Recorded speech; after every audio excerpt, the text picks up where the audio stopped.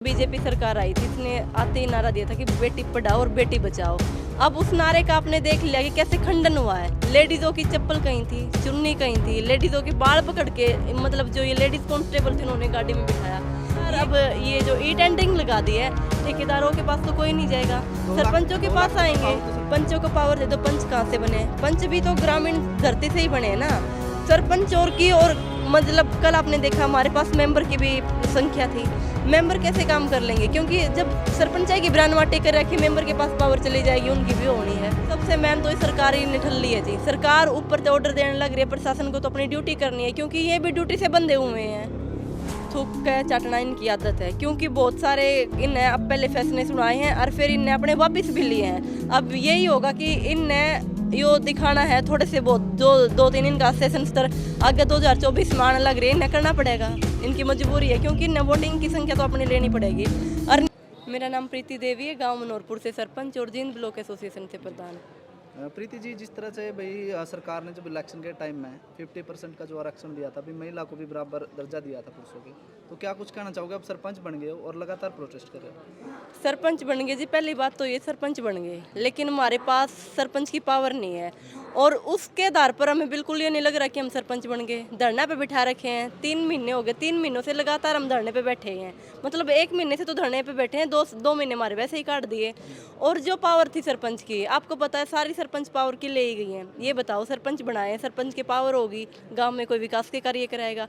जब गाँव के विकास के कार्य होते हैं, सबसे पहले तो ये देखो गाँव के जो लोग होते हैं, गाँव में सबसे पहले जो कुछ भी दिक्कत होती है सरपंच के पास आते हैं। वो सरपंचों से ही उम्मीद है, सरपंच के घर आएंगे, जी हमारी ये दिक्कत है, हमारे यहाँ पे ये बनवाना है, हमें इसकी जरूरत है, हमें इसकी जरूरत है। ये बताओ, ये जो ठेकेदार अब ये जो ई टेंडरिंग लगा दी है, ठेकेदारों के पास तो कोई नहीं जाएगा, सरपंचों के पास आएंगे। तो सरपंचों को दे रखी है ना। ये बताओ, 2 लाख की पावर दे रखी है, उसमें तो जीएसटी लग के 1.5 लाख बचेगा। वो फिर ये लगा लो कोई नाली बनवानी है, उसमें तो वो जो दिहाड़ी मजदूरी वाले होंगे उनकी या तो सामान लिया भाई, या दिहाड़ी मजदूरी वाला के दे दो, या फिर जो मिस्त्री है उन्हें दे दो। 1.5 लाख में सरपंच क्या कर लेगा? 1.5 लाख में तो सरपंच कुछ भी नहीं कर सकता। गांव के विकास का कार्य है, 1.5 लाख में तो आपने बता दो सरपंच कितना कर ले होगा। कल शांतिपूर्ण तरीके से धरना प्रदर्शन चल रहा था, लेकिन बाद में लाठीचार्ज किया गया, महिला को भी की गई, उसको लेकर क्या? ये देखो, ये सरकार ने जब स्टार्टिंग से ये जो बीजेपी सरकार आई थी, इसने आते ही नारा दिया था कि बेटी पढ़ाओ और बेटी बचाओ। अब उस नारे का आपने देख लिया कि कैसे खंडन हुआ है। लेडीजों की चप्पल कहीं थी, चुन्नी कहीं थी, लेडीजों के बाल पकड़ के मतलब जो ये लेडीज कांस्टेबल थे उन्होंने गाड़ी में बिठाया। ये कह रहे हैं कि इस घटिया सरकार है, जो भी हमारे साथ जाती हो रही है। आज हम शांति प्रदर्शन से हम वहाँ से जो अपना रानी तालाब है वहाँ बैठे हुए थे, वहाँ से हम 12 बजे यहाँ पे आए डीसीजी को ज्ञापन देने के लिए। फर्स्ट टाइम हमने पहले इनको ज्ञापन दिया था, अपने ब्लॉक लेवल पे दिया था। इन्होंने बोला कि कमेटी आएगी ऊपर 5 मेंबरों की, 5 मेंबरों की कमेटी चली गई। उन्होंने फिर हमें ये बोला था कि आप ऐसे कैसे, ये आपकी राइट नहीं है, ये हम आपके खिलाफ एफआईआर करवा देंगे, ये करवा देंगे। ठीक है भाई, चलो उस दिन हमारी वो स्ट्रेंथ कम थी, हम आ गए थे। लेकिन अब हमने डिस्ट्रिक्ट लेवल पे सभी सरपंचों को इकट्ठा करके और डीसीजी को कल ज्ञापन देने के लिए आए थे। और कल आपने मीडिया के माध्यम से देखा ही है इस सरकार ने और डीसीजी ने हमारे साथ क्या किया था। लेडीज़ों को भी नहीं बख्शा और मातृशक्ति जो बूढ़े बुजुर्ग हैं वो भी आई थी, उनकी भी क्या दशा हुई है यहाँ पे। आज भी आप डीसी से मिलने आए? हाँ जी, आज हम फिर डीसी से मिलने आए और ज्ञापन दोबारा देंगे कि डीसीजी हमारा आके ज्ञापन दोबारा लेके जाए, क्योंकि उन्होंने मेन बात हमारे जो मुद्दे हैं, ई टेंडरिंग का, राइट टू रिकॉल है, और भी जो हमारे संशोधन में 26 अधिकार हैं, 29 अधिकार हैं, उनको लेकर हम डीसीजी को ज्ञापन सौंपेंगे। भी जो सेशन स्टार्ट हो रहा है, हमारी मांग आके तक रखेंगे। पंचायत मंत्री देवेंद्र बबली ये कह रहे हैं अभी सरपंच काम करने के लायक नहीं है, इसलिए पंचों को पावर दे दो। पंचों को पावर दे दो, पंच कहाँ से बने? पंच भी तो ग्रामीण धरती से ही बने हैं ना।